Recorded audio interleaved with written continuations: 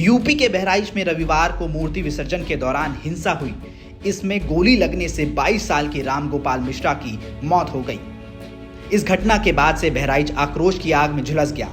मामला इतना बढ़ गया कि आगजनी और तोड़फोड़ भी की गई। यहां तक कि स्थानीय पुलिस भी बेबस नजर आई। अगले आदेश तक इंटरनेट सेवाएं तक बंद करनी पड़ी। इस घटना पर सियासी बयानबाजी भी अब तेज हो गई है। वहीं इस घटना को लेकर एक वीडियो सोशल मीडिया पर काफी तेजी से वायरल हो रहा है। वायरल वीडियो में दावा किया जा रहा है कि राम गोपाल मिश्रा ने एक मुस्लिम परिवार के घर में घुसकर छत पर लगे झंडे को गिराया, इसके बाद भगवा झंडा फहराया, जिसकी वजह से वहां ऐसे हालात पैदा हुए। वीडियो के वायरल होते ही लोगों ने तरह तरह के कमेंट करना शुरू कर दिए। इस वीडियो पर समाजवादी पार्टी ने भी बयान दिया। सपा ने सोशल मीडिया प्लेटफॉर्म एक्स पर वीडियो पोस्ट करते हुए लिखा कि बहराइच में जिस गोपाल को गोली लगी है उसका वीडियो देखिए। गोपाल एक मुस्लिम घर में जबरन घुसा, वहां से हरा झंडा उतारा और फेंका और जबरन भगवा झंडा लहराया। अब इस मासूम गोपाल के मन में ये करने का जहर किसने भरा? कौन इस साजिश में शामिल है, ये समझना कठिन नहीं है। सपा ने इस मामले में बीजेपी पर करारा हमला बोला। वहीं इस मामले में मृतक राम गोपाल मिश्रा की पत्नी और पिता ने बहुत बड़ा बयान दिया। सीएम योगी से मिलने से पहले राम गोपाल की पत्नी रोली मिश्रा ने कहा कि जैसे मेरे पति को मारा गया वैसे ही उन्हें भी मारा जाए।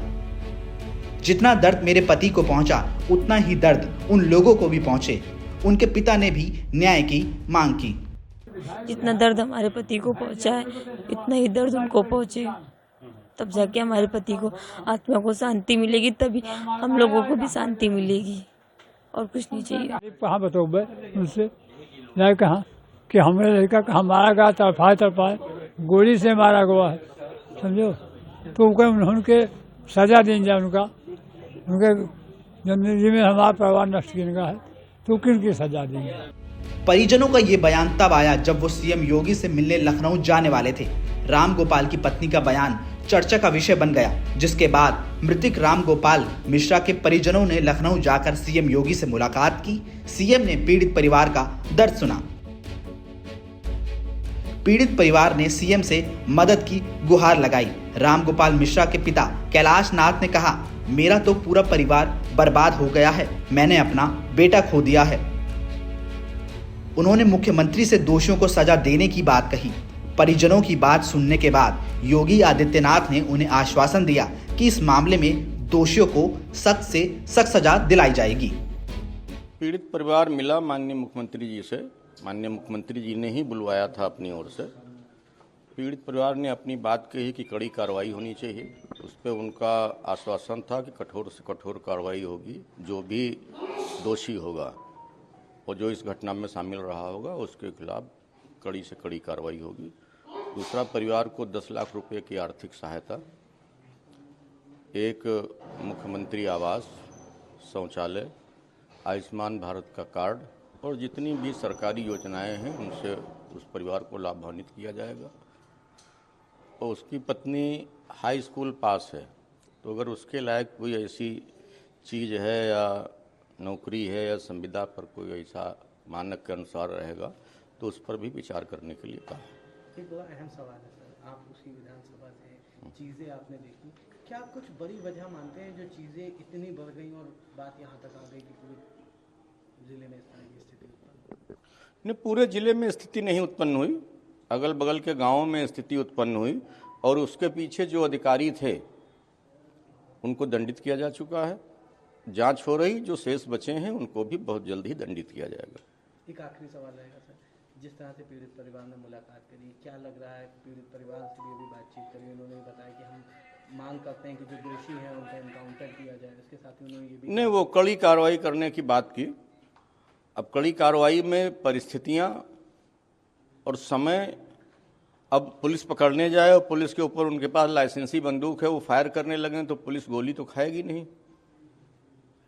अभी तो परिस्थितियां तय करेंगी कि किन परिस्थितियों में मुलजिम गिरफ्तार हो रहा है। क्या परिवार किस तरह संतुष्ट लगा आपने? 100% संतुष्ट है।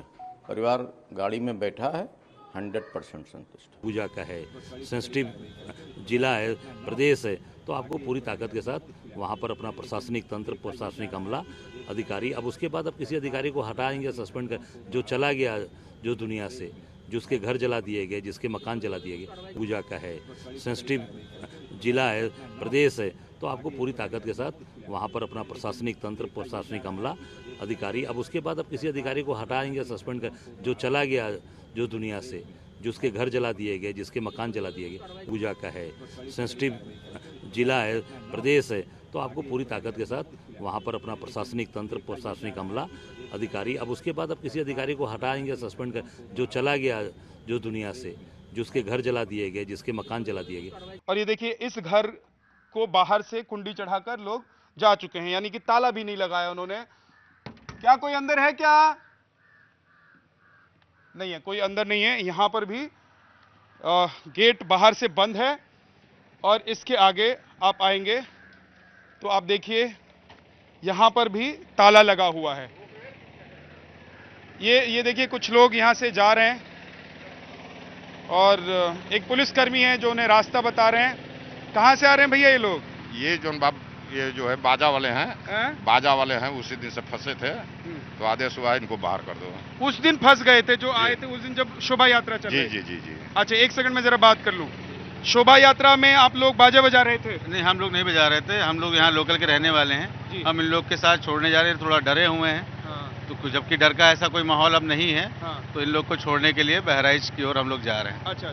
तो कौन लोग? आप लोग बाजा बजाने वाले लोग हैं? जी सर। अच्छा। जरा हरिंदर इधर से अगर आप आ जाएं तो मैं एक बार बात करूंगा। क्या नाम है आपका? सुरेश कुमार। सुरेश जी, उस दिन आप क्या कर रहे थे जब यहाँ पर शोभा यात्रा निकल रही थी? नहीं, उस तरफ से रोड से निकली शोभा यात्रा, इस तरफ आ रही थी। उसके पीछे जो मूर्ति थी उसी में कुछ हमला हुआ, इसलिए मूर्तियाँ सारी मतलब रुक गई। उसी बगड़े में हम लोग फंस गए। अच्छा।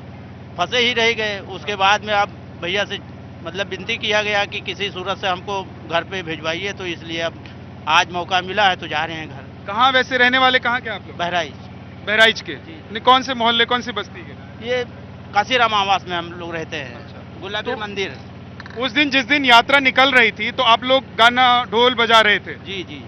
क्या हुआ था अचानक? सब कुछ जब ठीक चल रहा था फिर अचानक क्या हो गया? ये तो हमको मालूम नहीं, क्योंकि हमारी मूर्ति मंदिर के पास मतलब पहुंच चुकी थी। अब पीछे क्या हुआ क्या नहीं हुआ ये हमें नहीं मालूम। अच्छा, मूर्ति के मस्जिद के पास पहुंचने से पहले ही हंगामा हो? ये नहीं मालूम है। अच्छा। हमारी मूर्ति हमारी मंदिर के पास घूम करके पीछे के रास्ते से जो पहुंच गई थी।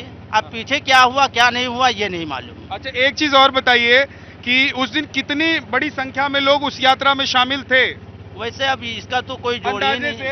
अंदाजे से क्या बताए, ज्यादा 150, 100-200, बस 200 लोग रहे होंगे, बस इतना। और दूसरी तरफ से जिन लोगों ने हमला किया उस तरफ से कितने लोग? अब उसके बारे में तो हमें मालूम नहीं है, क्योंकि हम लोग तो शोभा यात्रा में थे, मतलब बजा रहे थे। अब जो हुआ वो तो हमको पता नहीं है। जिस लड़के की हत्या हुई है वो लड़का कहाँ चल रहा था? आप लोगों के साथ चल रहा था कि आगे चल रहा था? वो पीछे रहा। अच्छा।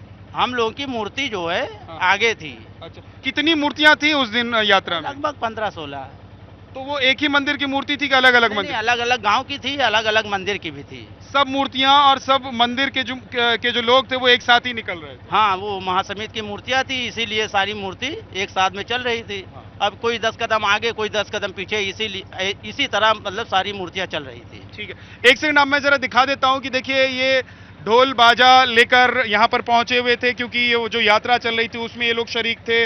और मुझे लगता है कि 8-10 लोग आप लोग थे, 10 लोग ये लोग उसमें थे और फंस गए थे, क्योंकि जब हंगामा हुआ, जब बवाल हुआ, उसके बाद इन लोगों को यहीं पर रुकने के लिए कह दिया गया था। इन लोगों ने किसी के यहाँ शरण ले लिया होगा। नहीं, वही रामजान की मंदिर में हम लोग थे। रामजान की मंदिर में ये लोग रुक गए थे और अब जाके जब माहौल थोड़ा शांत हुआ है, प्रशासन की मुस्तैदी काफी ज्यादा है, तो पुलिस वाले, एक पुलिसकर्मी की ही देख रेख में इन लोगों को यहाँ से अब इनको इनके घर भेजा जा रहा है। बहुत बहुत शुक्रिया, आप लोग जाइए। इन लोगों को इनके घर भेजा जा रहा है। तो ये 2 तस्वीरें मैंने इस वक्त आपको दिखाई। एक तरफ आपने देखा कि कैसे बहुत सारे यहाँ के जो घर हैं जहाँ पर ताले लगाकर लोग यहाँ से भाग गए हैं या फिर दूसरी जगह चले गए हैं, या जो लोग उस रात में फंस गए थे उनको कुछ इस तरीके से निकाला जा रहा है। कई मंदिरों की मूर्तियां उस यात्रा में शामिल थी जिस पर ये हमला हुआ। और आप देखेंगे कि आगे भी अगर मैं आपको लेकर चला जाऊं पूरे मोहल्ले में तो यहाँ आपको बहुत सारे घर ऐसे मिल जाएंगे जहां पर ताला लगा हुआ है। तो स्थिति अभी यहाँ पर यही है, क्योंकि डर इस बात का इन लोगों को है कि जो घटना घटी उस घटना के बाद एक्शन जरूर होगा, क्योंकि ये योगी की सरकार है और इसमें अपराध करने वाले बचते नहीं हैं। For more of such videos, do like, share and subscribe to ET Now Swadesh.